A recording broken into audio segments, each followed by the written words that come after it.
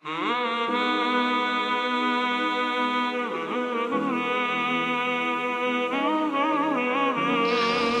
یہ مسلمان اگر حضور پر نور صلی اللہ علیہ وسلم کے دین کے لیے اگر اکٹھے ہو جائیں،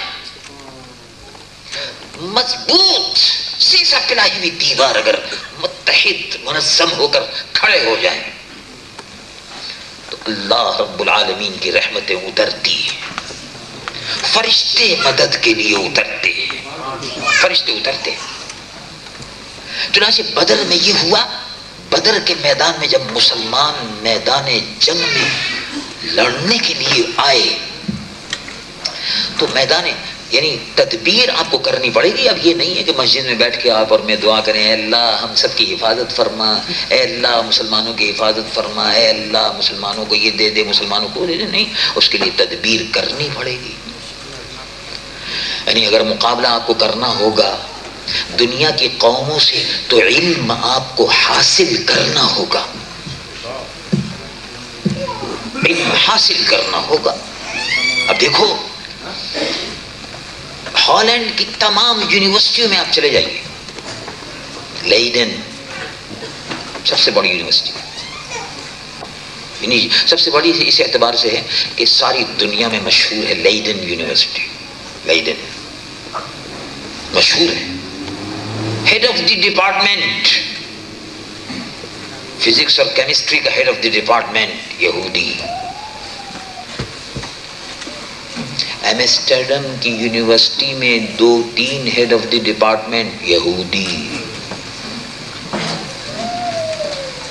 فرانس میں Sorbonne university Paris head of the department chemistry اور فزکس یہودی۔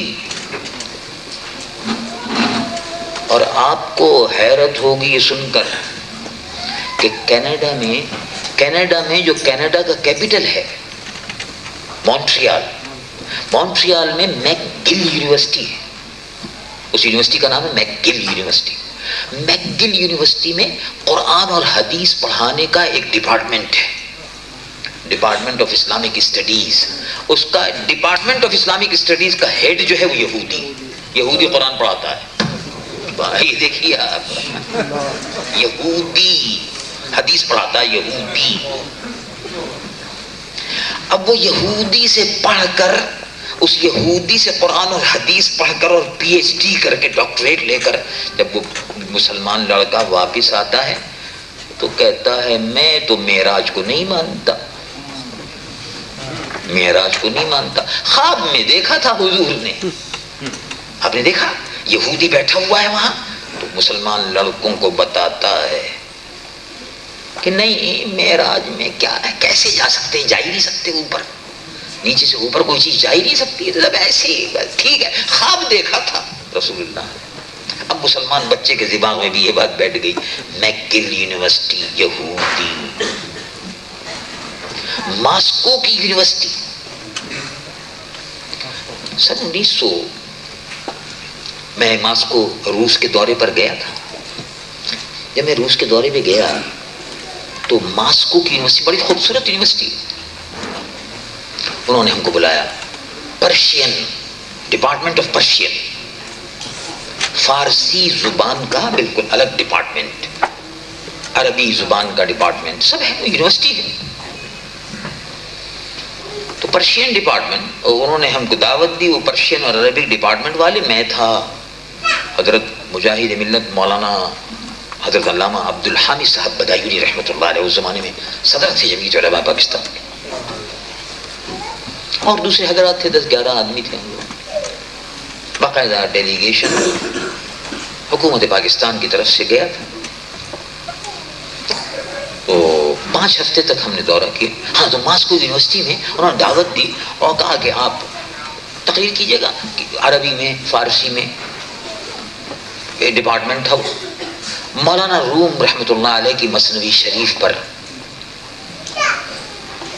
تو ایک آدمی نے بڑی خوبی کے ساتھ مولانا روم کی مثنوی شریف کی تعریف کی، علامہ اقبال اور سب۔ ہم نے کہا کہ بھئی یہ تو معلوم ہوتا ہے کوئی روس کا مسلمان ہی معلوم ہوتا ہے، باتیں ایسی کر رہا ہے عربی میں، فارسی میں، اور مولانا روم کے اشعار، مولوی ہرگز نہ شد مولائے روم، یہ سب تمام، اور فارسی میں اور عربی میں. اس کے بعد حضرت مولانا عبدالحامد صاحب بدایونی نے فارسی میں تقریر کی. مجھے بھی انہوں نے دعوت دی، میں نے بھی تھوڑی سی شد بدھ عربی کے اندر بات کی.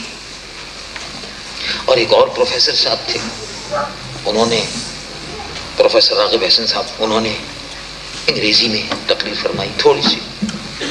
اس طرح سے 3 آدمی ہم بولے. جب بات ختم ہو گئی، انہوں نے کہا آئیے چائے پیجیے، یہ پیجیے. تعارف شروع ہوا تو معلوم ہوا کہ وہ عربی اور فارسی زبان جو ماسکو یونیورسٹی میں پڑھائی جاتی ہے، اس کا ہیڈ آف دی ڈپارٹمنٹ یہودی. وہ جو بیٹھ کے وہاں عربی بول رہا تھا، عربی بات کر رہا تھا، یہودی. ارے کمال ہے. امریکہ میں ایک دفعہ کولمبیا یونیورسٹی نیو یارک میں ہے، نیو یارک میں کولمبیا یونیورسٹی کہلاتی ہے، نیو یارک میں، اس میں مجھے جانے کا اتفاق ہوا. وہاں سے ہم نکلے باہر. اس کے بعد جانے لگے تو دوسرے دن کچھ لڑکے اسٹوڈنٹس آ گئے، تو انہوں نے کہا کہ ہم فلاں فلاں مضمون پڑھتے ہیں، کیمسٹری. کچھ پاکستان کے لڑکے تھے، کچھ عرب کے لڑکے تھے. کون ہے بھائی آپ کا ہیڈ آف دی ڈپارٹمنٹ؟ یہودی.